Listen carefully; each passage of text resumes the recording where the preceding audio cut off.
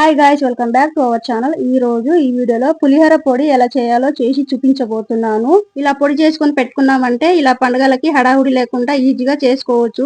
ఇంట్లో పూజ చేసేటప్పుడు ప్రసాదం లాగా కూడా పెట్టొచ్చు. మనం ఎక్కడైనా గుడికి వెళ్ళినప్పుడు ఇలా ప్రసాదం లాగా కూడా పెట్టొచ్చు. ఇప్పుడు చాలా ఫెస్టివల్ వస్తున్నాయి. వరలక్ష్మి పండుగ, కృష్ణాష్టమి, వినాయక చవితి, బతుకమ్మ, దసరా, ఇంకా చెప్పుకుంటే ఇంకా చాలా పండుగలు ఉన్నాయి. ఇలా పొడి చేసుకుని పెట్టుకున్నామంటే పులిహోర ఈజీగా చేసుకోవచ్చు. మనం ఎక్కడైనా లాంగ్ ట్రిప్ వేసినాం అనుకో, ఇలా పులిహోర తీసుకెళ్తే చాలా బాగుంటాయి. పిల్లలకి స్కూల్ బాక్స్ లోకి వేశారంటే పిల్లలు ఖాళీ చేసుకుని వస్తారు. చాలా బాగుంటుంది. బయట ప్యాకెట్ కాకుండా ఇలా ఇంట్లో ఎప్పటికప్పుడు ఫ్రెష్ గా చేసుకుంటేనే చాలా బాగుంటది.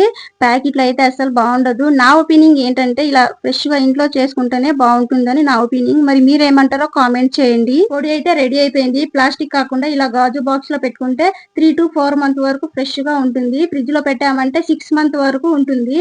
ఇలా చేసుకుని పెట్టుకుంటే ఎప్పుడు కావాలో అప్పుడు మంచిగా పులిహోర చేసుకోవచ్చు. నేను ఇలా పులిహోర చేస్తా ఉంటే ఇల్లంతా గుమాయిస్తుంది. చాలా బాగా స్మెల్ వస్తుంది. ఈ పులిహోర పొడి చేయాలంటే పెద్దగా టైం ఏం పట్టదు. చాలా త్వరగా అయిపోతుంది. ఈ రోజు మా ఇంట్లో పులిహోర చేశాను. మా పాపకి బాక్స్ పెట్టాను. ఖాళీ చేసుకొని వచ్చింది. మరి మీ ఇంట్లో కూడా మీ పిల్లలకి ఇలా చేసి పెట్టారంటే వాళ్ళు ఖాళీ చేసుకొని రాకపోతే నాకు అప్పుడు కామెంట్ చేయండి. డెఫినెట్ గా నచ్చుతుంది. ఈ వీడియో మీకు నచ్చినట్లయితే like, share, subscribe, please support. Bye bye. Thank you.